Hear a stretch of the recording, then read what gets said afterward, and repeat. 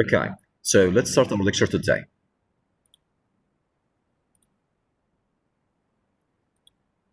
So, as you all know my name is Hazem.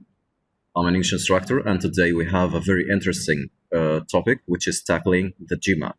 Okay, maybe most of you know the GMAT and know its abbreviation. Please switch off your mics, please. Topics to be covered. So in this lecture, we have some topics to be covered during this lecture. So we have two parts today. We're gonna elaborate overview of the GMAT and verbal section. So what's the GMAT? Could anybody tell me? So GMAT, let me elaborate for you with the GMAT. GMAT, this is Graduate Management Admission Test. Graduate Management Admission Test. So what's the usage of the GMAT? What's the importance of going through this test?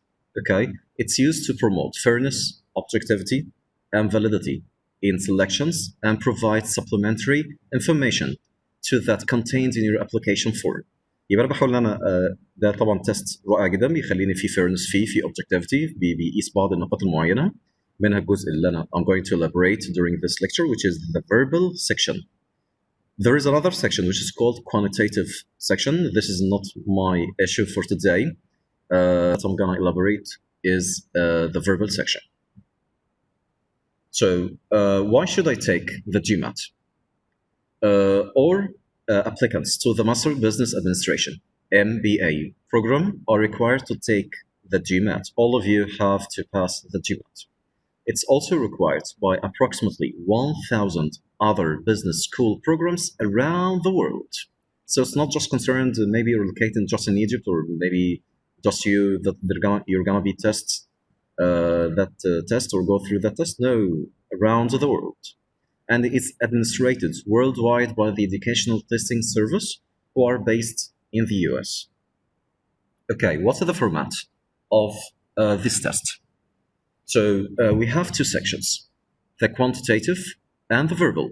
As I told you, I'm not concerned with that section, the first section, which is problem solving and data sufficiency. Okay. Applicants to the Master Business Administration MBA program are required to take the GMAT. It's also required approximately by 1,000 other business school programs around the world and is administered worldwide by the Educational Testing Service, which is based in the US. Okay, so let's move to the second one, the test format. What are the test format? Test format, we have two sections. The first one, which is quantitative, and Engineer Amira is going to illustrate this section for you. And the second one, which I'm concerned with, which is the verbal section. This section is divided into three parts or three sections, three parts: reading comprehension, critical reasoning, and error correction. So I'm going to go through the two sections with the reading comprehension and error correction. So they're very simple, inshallah, if you just follow some strategies and techniques that I'm going to elaborate for all of you. Okay, so okay. So I think that one of you asked me one of the questions, which is the GMAT or the EMAT. What's EMAT and what's EMAT? GMAT. So there is something which is called EGMAT. Okay, EGMAT. So this electronic, as I think this electronic, but let me just check this one. EMAT, CAT, GMAT, all these are almost the same. This is European Master Admission Test. European Master Admission Test. This is the EMAT. In some cases, we could say GMAT. Okay. In some cases, we could say the GMAT. So EMAT, this stands for European Master Admission Test. But the GMAT, as I told you, this Graduate Management Admission Test. This in relation with the place, I think. Maybe this is located in the US, so firstly based in the US. And the second one, this European Master Admission Test. Okay. So, yes. Do you have any other questions?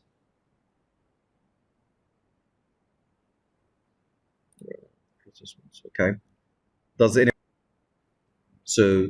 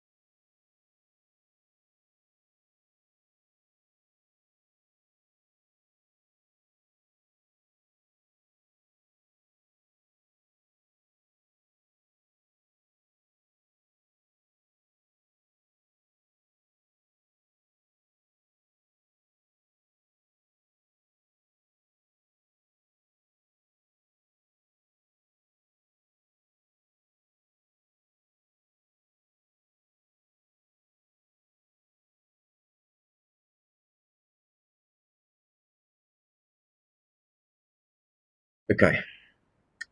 In some cases also, maybe you could find a participle. This is a part of the structure, participles. So a participle, this is a verb form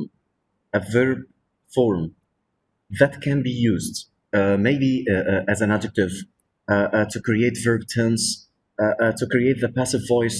طيب انا مش فاهم اللي انت بتقول عليه ده. طب خليني اوضحه لك. Let me elaborate this part for you. We're talking about structure. Structure, for example, subject, verb, preposition, conjunction, and conjunctions such as but, and, or, because, although, since, unless, while, where, maybe participles. Participles also. This is one of the common errors that you could find in the GMAT test. A participle means this is a verb form.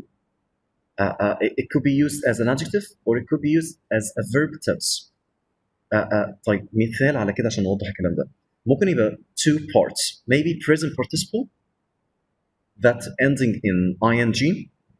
For example, I could say playing football is my favorite sport maybe.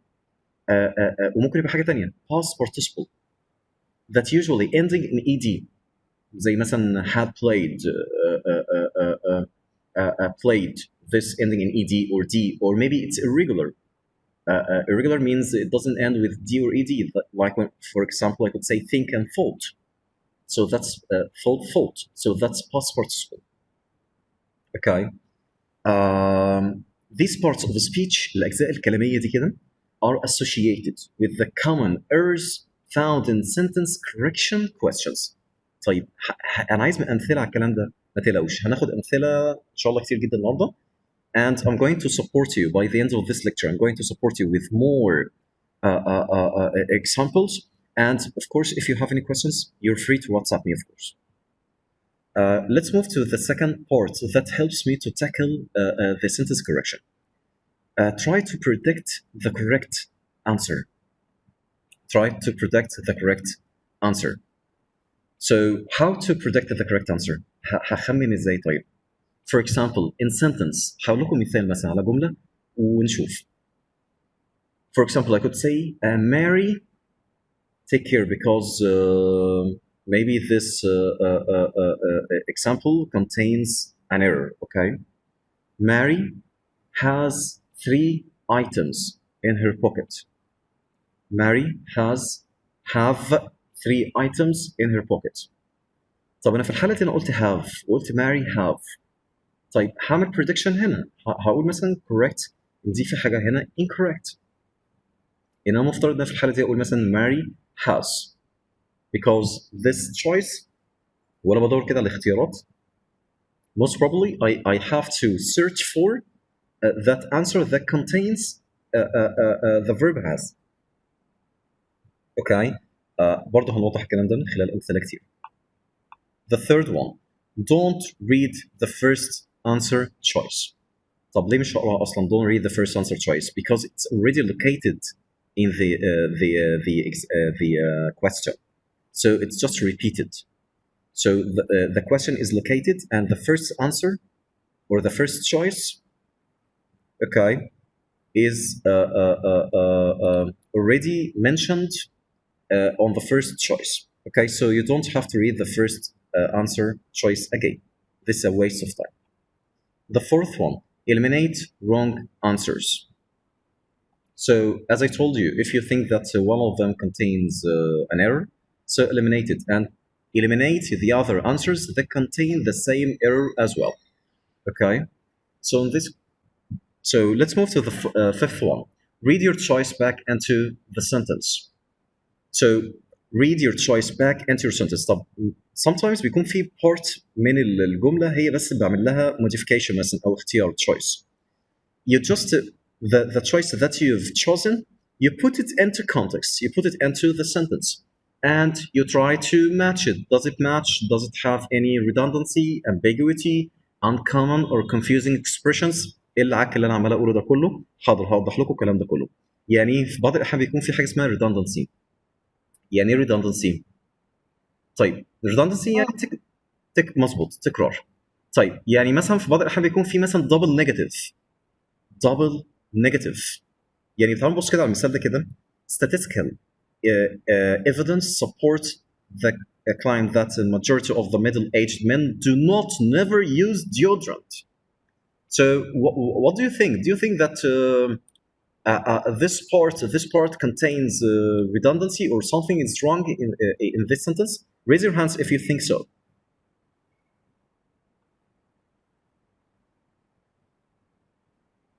Okay.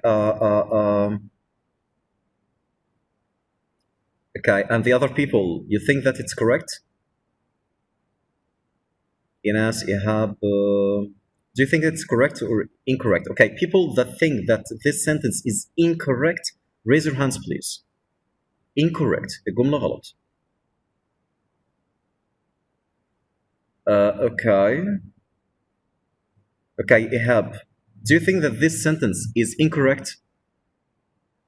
Ihab? Yes. Statistical evidence. Correct or incorrect?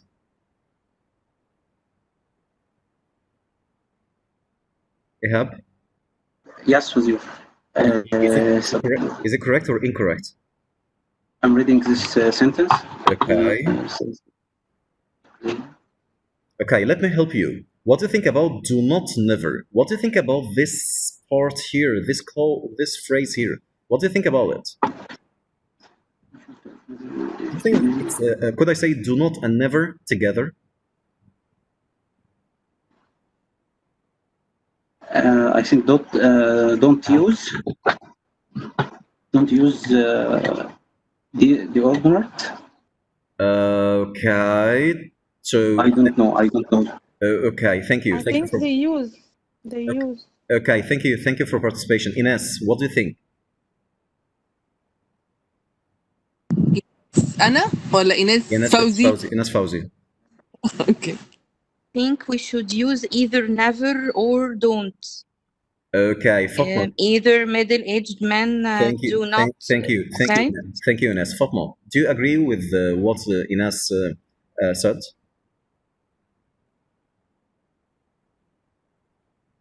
Agree. Sorry? Agree. You agree. Okay. So what you've said is completely correct. So you have here two negatives.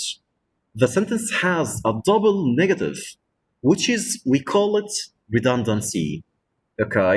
The corrected sentence reads طب في الحالة دي أنا هقولها إزاي صح طيب؟ Could anybody help me please? Hanan. How could I just Yes. paraphrase this sentence in order to just eliminate one of the negative parts? Yes. Statistical evidence support that the claim that the majority of middle-aged men never use deodorant. Exactly. Or I could say do not use deodorant. Yes. Okay. Yes. Thank you. Thank you for your help. Thank you all. Thank you all. Great. So never use deodorant. This is the correct answer. Of course, I have to eliminate one of these negatives. Double negative. Let's move to the second one. I'm going to let you just